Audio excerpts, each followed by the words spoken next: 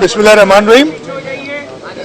मैं आज यहाँ रेस्क्यू 1122 का जो कमांड सेंटर है उसके इफ्तिताह पे आया हूँ। ये ऑलरेडी ऑपरेशनल है और इसकी मैं थोड़ी सी आपको बैकग्राउंड या हिस्ट्री बता दूँ कि हमने तकरीबन 3 साल पहले ये फ़ैसला किया था कि हम एक 1122 रेस्क्यू सर्विस शुरू करेंगे। शुरुआत हमने की थी, जो एम्बुलेंस सर्विस थी हमारी, वो उसमें हमने जो है इंक्लूड की। उसके साथ साथ फिर फायर ब्रिगेड, जो केएमसी की फायर ब्रिगेड है, उसको भी इसके साथ इंटीग्रेट किया। और तीसरे मरहले में हमने पुलिस को इंटीग्रेट करना है। अब इन सारी चीज़ों को करने के लिए हमें एक कमांड एंड कंट्रोल सेंटर चाहिए था, इसलिए कि जब तक वो नर्व सेंटर नहीं होगा हम ये सारी कोऑर्डिनेशन नहीं कर सकेंगे और लोगों को ये सर्विस पहुंचा नहीं सकेंगे।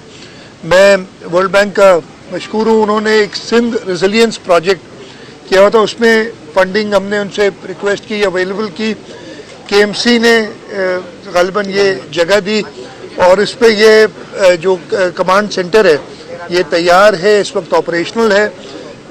इसमें इस वक्त 230 एम्बुलेंस, जिनमें से 213 हमें मिल चुकी हैं, बाकी 17 हमें मिलनी है। 230 एम्बुलेंसेज होंगी। फायर ब्रिगेड इसके साथ इंटीग्रेटेड है और आपने फायर ब्रिगेड की गाड़ी भी देखी जो इधर हमने बनवाई है।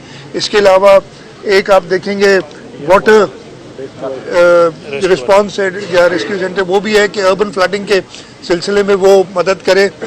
तो ये एक जदीद तरीके से पूरी इमरजेंसी सर्विसेज को इंटीग्रेट करने के लिए प्लान बनाया है और इंशाअल्लाह ताला इसको हम मज़ीद बेहतर करेंगे।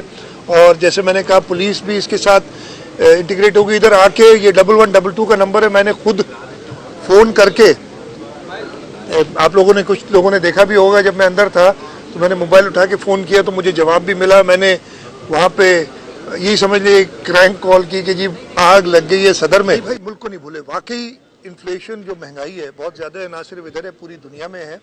लेकिन हम पूरी दुनिया की बात नहीं करेंगे, अपने मुल्क की बात करेंगे। इसीलिए हमें बड़े मुश्किल फ़ैसले करने हैं। कल वफाकी वज़ीर ख्वाजा आसिफ साहब आए थे और उनके साथ और वफाकी वज़रा आए थे, प्राइम मिनिस्टर साहब ने भेजा था और कुछ सख्त फ़ैसलों की बात की थी। और मैं अच्छा मौका अभी आपके सामने कर देता हूँ। वो सख्त फ़ैसलों में ये था, 3 जो सूबाई यहाँ पे हुकूमतों की उनको ज़रूरत है। एक कि जी दफातर में 20% लोगों को कहा जाए कि वो, मतलब 5 दिन का वीक अगर होता है तो मेरी 1 दिन घर से काम करूं, छुट्टी नहीं, घर से काम करूं, 4 दिन दफ्तर जाऊं, इस तरीके से रोलिंग हो ताकि फ्यूल बचे लोगों का आने जाने का। दूसरा था कि दुकानों को 8 बजे बंद किया जाए और रेस्टोरेंट्स को, शादी हॉलों को 10 बजे बंद किया जाए। तीसरा था कि ऑल्टरनेट लाइट्स جو اسٹریٹ لائٹس ہیں ان کو بند کیا جائے. میں نے ان سے کہا کہ جی بالکل مشکل فیصلے ہیں اور کرنے چاہیے ہمیں. اس وقت ملک کی ضرورت ہے بجلی بچانا, اس لیے کہ بجلی پہ ان سب باتوں سے تقریباً 250 ارب روپے کے قریب کی بچت تھی, اگر اف آئی ریممبر کریکٹلی, ہو سکتا ہے میری نمبرز تھوڑے اس وقت بھول گیا ہوں.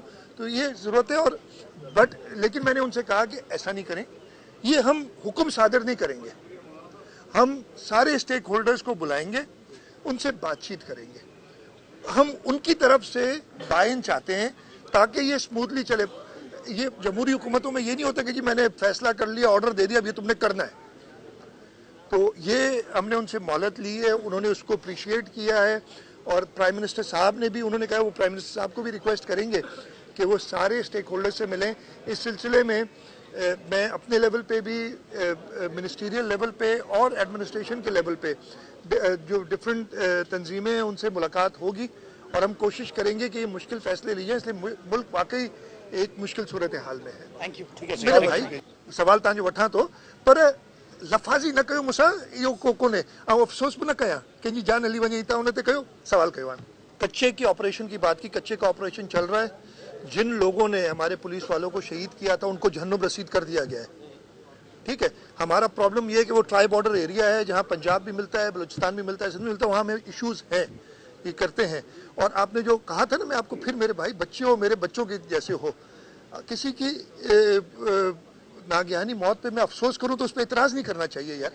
یہ اپنی صرف سوال کو سخت کرنے کے لیے نا ایسے کام نہیں کرو. میں بھی بڑا سخت جواب دے سکتا ہوں آپ کو, تو یہ کرو کہ آپ کا کیا تھا. ہاں, جو ایڈمنسٹریٹرز اپوائنٹ کیے, دیکھیں ہم نے الیکشن کمیشن کو ہم دوبارہ لکھیں گے اس پہ کہ ہمیں ضرورت ہے اس چیز کی, اس لیے کہ الیکشن بہت زیادہ پچھلے 8 مہینے سے, اور اس کی ایک بہت بڑی وجہ یہ بھی الیکشن کمیشن سے ہم نے بات بھی کی ہے کہ جینیون ریزنز تھے جس کی وجہ سے الیکشنز آگے چلتی چلی جا رہی تھی.